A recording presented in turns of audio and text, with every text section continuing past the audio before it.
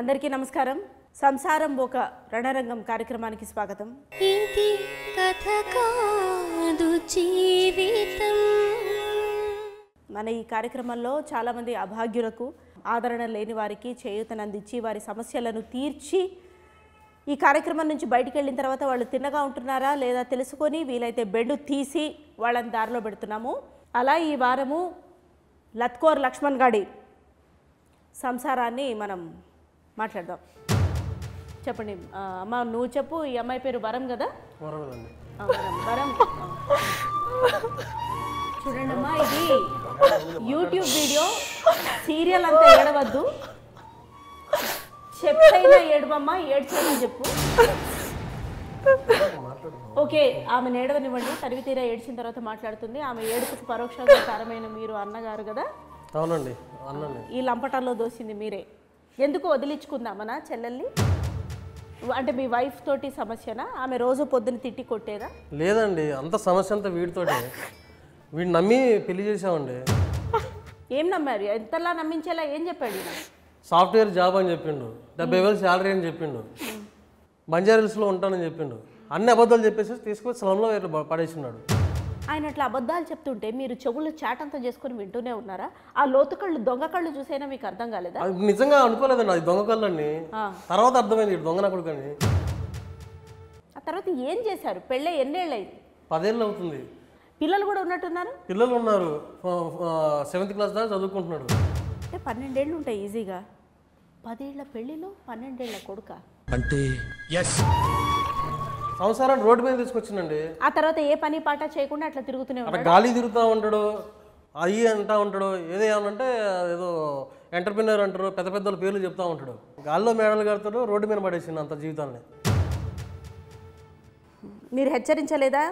చెల్లెల్ని ఏలుకోమని మందలించలేదా? మందలించడం ఏంటండి, అన్ని రకాలు చెప్పాము.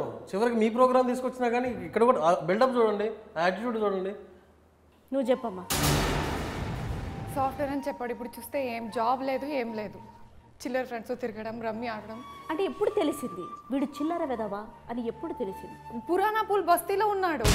ముందైతే బంజారాహిల్స్ అని చెప్పాడండి. బంజారాహిల్స్ ఎక్కడ, బస్తీ ఎక్కడ? ఇప్పుడు నా గాజులన్నీ అమ్మేశాడండి. గాజులు కూడా పెట్టుకోనివాడు. ఏం చేయాలి నేను?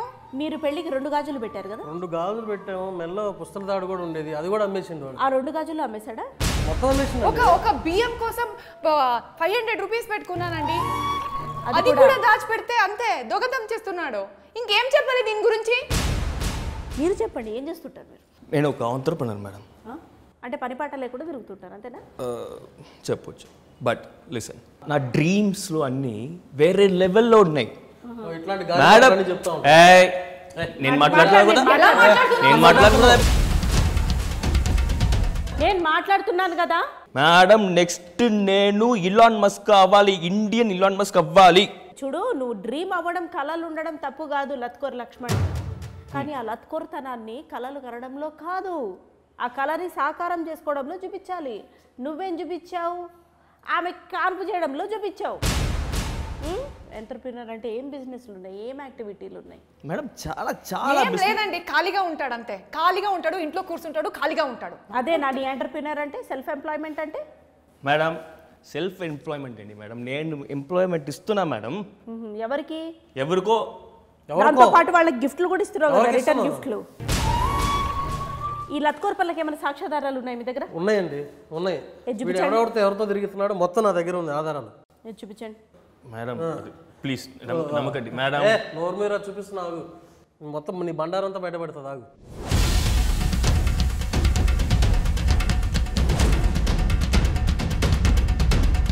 అన్నీ ఈ వ్యాపారాలు, ఈ పంచాయతీలే ఉంటాయి మేడం వాడికి. ఏంటి, ఏం మాట్లాడుతున్నారు మీరు? దీని గురించి ఏం చెప్పాలి మీరు? మేడం వాళ్ళు నా క్లయింట్స్ మేడం. ఈ క్లయింట్స్తో ఏం చేస్తారు? ఇట్లా ఉంటుంది మేడం. క్లయింట్స్ ఏంటో ఏ రకమైన క్లయింట్స్ వాళ్ళు? ఎట్లాంటి ఆటలు ఆడుతూ ఉంటాం మేడం. ఒక క్లయింట్ని మనం అలా ట్రీట్ చేయాలి, స్పెషల్ ట్రీట్మెంట్ ఇవ్వాలి మేడం. ఇచ్చి అందుకే పిల్లల్ని కూడా ఇవ్వాలి తర్వాత వాళ్ళకి. అది నా టాలెంట్. ఈ బిజినెస్ వేరు, టాలెంట్ వేరు. నా టాలెంట్ గురించి మాట్లాడదు, అది నా పర్సనల్ మేడం. తను చేస్తుంది అరే తప్పేమో అన్న ఆలోచన లేదు. మరీ ముఖ్యంగా బుర్ర లేదు, ఏ సిగ్గు లేదు, ఏది లజ్జ లేదు. తప్పేముంది మేడం, ఇది నా టాలెంట్. వాడికి ఆ టాలెంట్ లేదు, అందుకే ఇలా మాట్లాడుతున్నాడు వాడు. టాలెంట్ ఏంట్రా టాలెంట్ పిల్లని పెట్టుకొని. ఇప్పుడు మీ ఇంటి పక్కన ఇట్లా కష్టం చేసుకొని బతికే వాళ్ళు లేరమ్మా మీ ఫ్రెండ్స్ ఎవరైనా? ఉన్నారండి, రాజ్యం అని ఉంది. తనతో పాటు ఇప్పుడు తన హస్బెండ్ ఏమున్నాడు షీను, ఎంత బాగుంటాడండి. ఫ్రెండే, నేర్చుకోవచ్చుగా, చూసి నేర్చుకోవచ్చు కదా. చూస్తున్నా మేడం, బాగుంది. చెప్పుతో కొట్ట.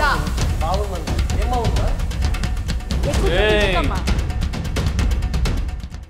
సిగ్గు జ్ఞానం ఏమన్నా లేదా? ఇంకా ధైర్యంగా మాట్లాడుతున్నావు మళ్ళీ సిగ్గు లేకుండా. నెత్తి మీద రూపాయి పెడితే పావులా కూడా విలువ చేయం. ఇంకా అంత బంగారం లాంటి పిల్లనిస్తే అబద్ధం చెప్పి మోసం చేసిందే కాకుండా 10 ఏళ్ళు బారులు తీసుకొని పడుకొని అన్ని ఆరేసుకొని రమ్మీలాడి డమ్మీ అయ్యి అమ్మాయిని డమ్మీ చేసి దొమ్మీలు చేసి తన నాటకాలు ఆడి ఏమవి దొంగ ఏడుపులా నిజం ఏడుపులు ఏంటి? దొంగ ఏడుపులా మేడం, ఏం నిజాయితీ కాదు. ఇట్లాంటి చాలా చేసింది, చాలా చూసామండి ఇవన్నీ. నాకు అర్థమైంది మేడం, సారీ మేడం, సారీ. నాటకాలు మేడం, నాటకాలు వదిలేస్తా మేడం.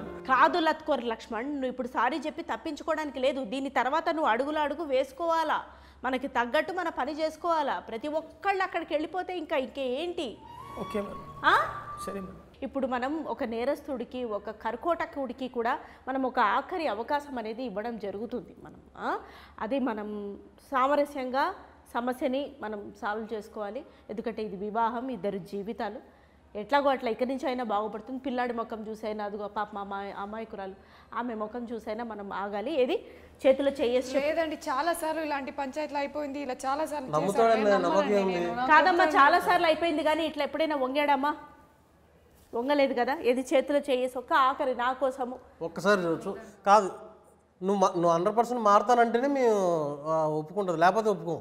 100% ప్రామిస్. ఏది నా ముఖం చూసి చెప్పు, నా మీద వీడైనా తేడా చేస్తే మన పోలీస్ స్టేషన్ కూడా మీరే సాక్ష్యం మేడం. అమ్మా తేడా ఏమీ చేయడు. ఒకవేళ చేసినా సరే చేస్తాడని అనుకుందాం. ఇక్కడితోటి మా టీం ఏమి మిమ్మల్ని వదిలేయదు. మిమ్మల్ని ఫాలో అయ్యి, ఇతగాడిని ఫాలో అయ్యి ఒకవేళ ఇంకా లత్కోర్ వేషాలు వేయడం కంటిన్యూ చేస్తే ఇతని బెండు ఎట్లా తీయాలో తీస్తుంది. అయినా నా మీద ఒట్టేసిన తర్వాత ఇతగాడి కళ్ళు చూస్తుంటే మోసం చెయ్యడనే నాకు అనిపిస్తుంది. అతనిలో ఏంటో అతని కళ్ళలో చక్రాలు, అతని కళ్ళల్లో కళ్ళు పెట్టి లోతుగా చూశాడండి. మేడం ఉంది కదా చూడు, వరం చెయ్యి మామ, చెయ్యి మేడం చూసుకోండి.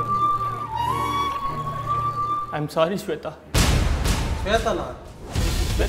శ్వేత తెలీదా నీకు? శ్వేత తెలీదా నీకు? ఎవర్రా శ్వేత? జూలై 19 థియేటర్కి రానా? శ్వేత చెప్తా, శ్వేత ఎవరిని? జూలై 19 థియేటర్కి వచ్చి చూడు.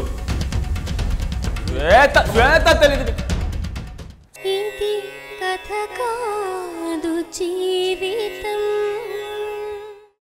అందరికీ నమస్కారం. సంసారం ఒక రణరంగం కార్యక్రమానికి స్వాగతం.